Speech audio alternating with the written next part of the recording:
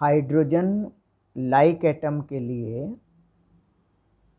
Bohr के model के अनुसार अकॉर्डिंग टू बोहर्स एजम्पशंस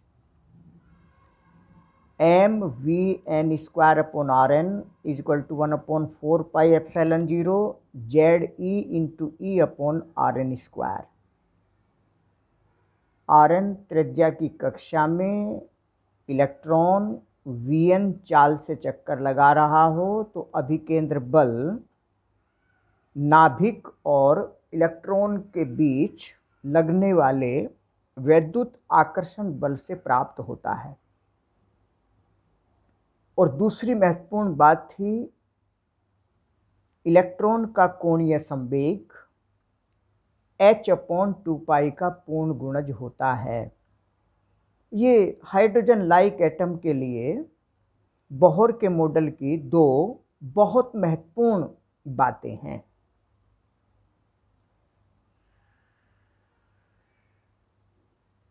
इन्हीं दोनों बातों के आधार पर हमने इलेक्ट्रॉन की कक्षा की त्रिज्या Rn का फॉर्मूला निकाला था epsilon 0 h square n square upon pi m ze square. इसका मतलब हुआ this implies that Rn is proportional to n square upon z।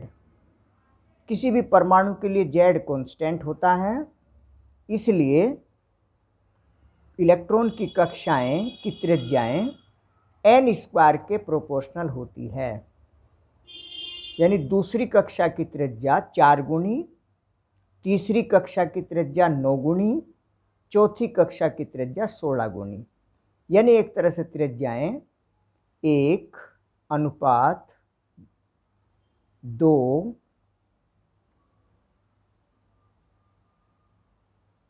दूनी 4:9:16 इस तरह के अनुपात में होती है।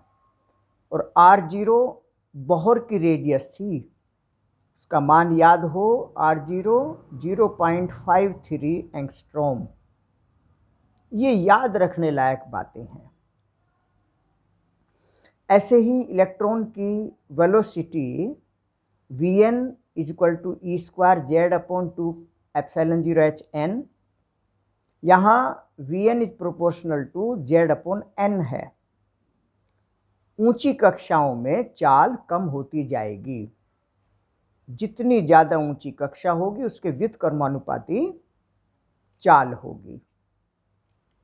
इलेक्ट्रॉन की एनर्जी के संबंध में भी फॉर्मूला निकाला था -z square RH upon n square. ये R रिडबर्ग कांस्टेंट है, H Planck constant, C velocity of light. इसका मतलब हुआ En proportional to -z square upon n square. z किसी परमाणु के लिए कांस्टेंट होता है, En समानुपाती -1 अपॉन n स्क्वायर।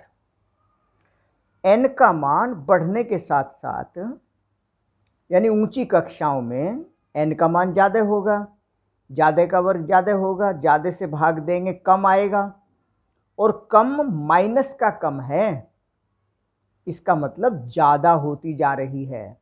तो जैसे जैसे कक्षाएं ऊंची होती जाती हैं उनकी त्रिज्या, उनकी एनर्जी बढ़ती चली जाती है।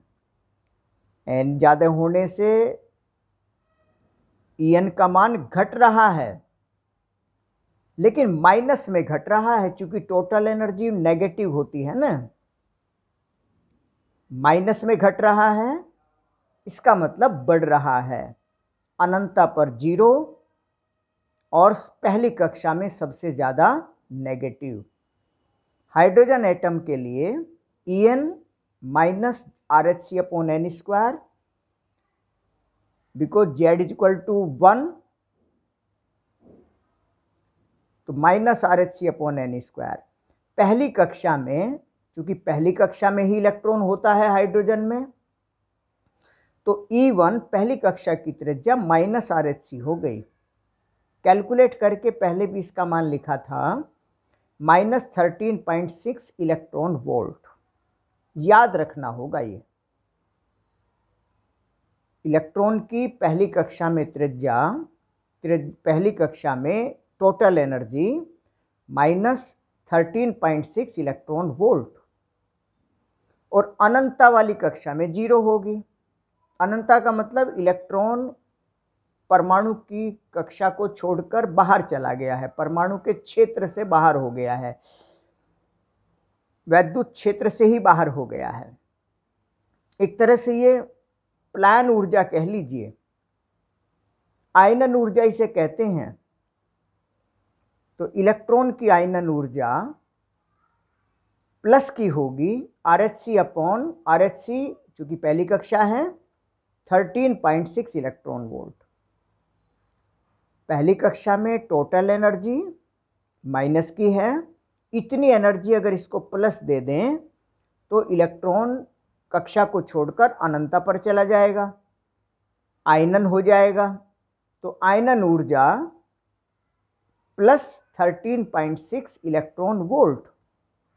इसका अर्थ ये हुआ कि अगर किसी इलेक्ट्रॉन को 13.6 वोल्टेज तक त्वरित करके हाइड्रोजन परमाणु से टकरा जाएगा तो उस हाइड्रोजन परमाणु का आयनन हो जाएगा।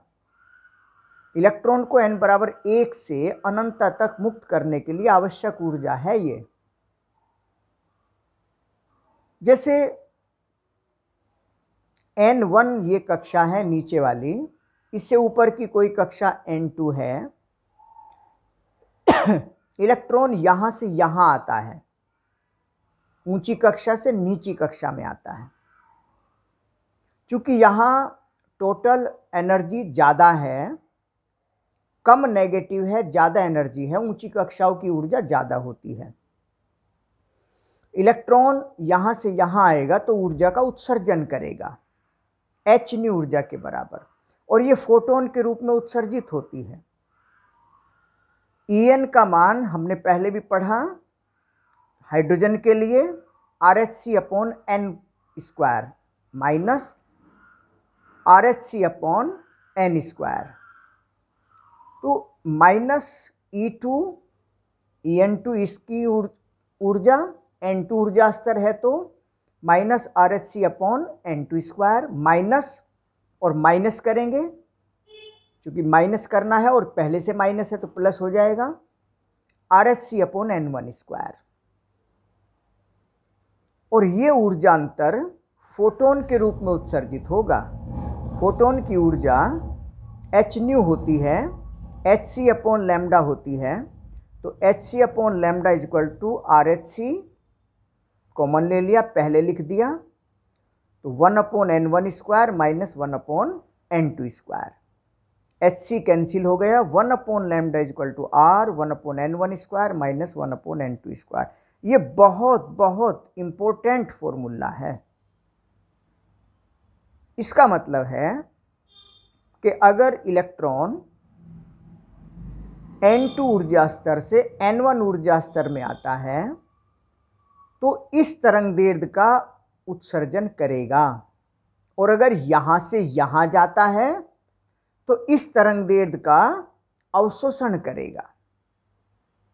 जैसे पहले चर्चा हुई थी, एक उत्सर्जन स्पेक्ट्रम होता है, एक अवशोषण स्पेक्ट्रम होता है, और अवशोषण स्पेक्ट्रम की संख्या कम होती है, उत्सर्जन स्पेक्ट्रमों की संख्या ज़्यादा होती है। अगर E2 ऊर्जा स्तर से E1 ऊर्जा स्तर में इलेक्ट्रॉन लौटता है तो ऊर्जा अंतराल डेल्टा E उत्सर्जन होगा hν के रूप में, hc अपॉन लैम्डा के रूप में। तो यहाँ से लैम्डा का मान हुआ, यानी डेल्टा एनर्जी का अगर उत्सर्जन होता है, हमें पता है, तो lambda hc upon delta E। h का मान जूल सेकंड, c का मान मीटर प्रति सेकंड, डेल्टा E जूल में आएगा तो जूल से जूल कटा, s से s कटा, मीटर में आ जाएगी, यानी तरंग दैर्ध्य मीटर में आएगी। अगर हम इसको ऐसा करें कि यहाँ इसको इलेक्ट्रॉन वोल्ट में ले लें, तो इलेक्ट्रॉन वोल्ट में लेंगे, इसका मतलब है कि 1.6 × 10⁻⁻19 की गुणा करके तब जूल आएगा।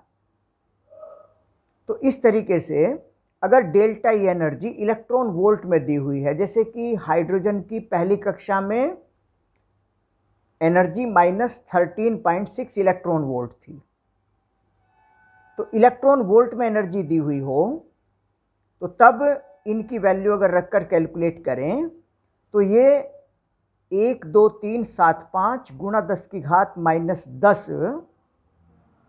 मीटर, या यूँ कहिए कि 12375 upon delta E electron volt वाली वैल्यू एंगस्ट्रॉम में। और इसे अगर हम याद ऐसे भी रख लें 1 2 3 4 5 नियर अबाउट है ये, इसमें ज़्यादा एरर नहीं आएगी, तो इस फॉर्मूले को भी याद रखना है। यानी तरंगदैर्घ्य के लिए दो फॉर्मूले महत्वपूर्ण हो गए। एक फॉर्मूला जो पहले बताया 1/λ = r 1/n1² -1/n2², एक कक्षा से दूसरी कक्षा में। और एक ये फॉर्मूला हो गया कि अगर डेल्टा ई एनर्जी उत्सर्जित हो रही है, इसका मतलब लैम्डा तरंगदैर्घ्य का उत्सर्जन हो रहा है, सीधे निकाल सकते हैं। आंकिक प्रश्न आते हैं इसके आधार पर,